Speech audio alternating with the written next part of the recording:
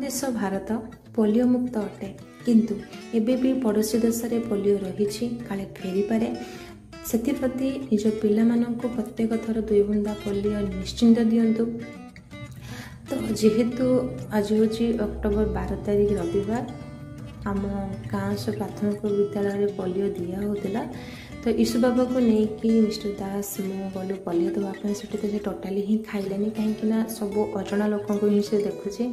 आम आशा दीदी फोन कर माने करके डाकिले पूर्व दिन भी मत फोन करते जेहेतु देह टी खराब थिला से आसी पार नथिले घर तो फोन करते बोले हाँ मुझे किंतु हेड़े भी भूली जाइए कि जहाँ सी आउ थे फोन करके मन पकईदे तो मुझे नहीं देली।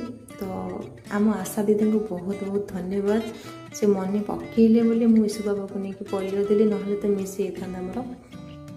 तो ये ईशु बाबा बहुत कांदुला तो पापा पाखक आसला तो पापा कहले अरे तू कौन दुईटी उपा खाई पालुनी सेठी आसिक से पापा पाखे कहे तो पानी पानी लगिला अरे पानी पानी जब लगुला तू कांदिलु कौन पाई।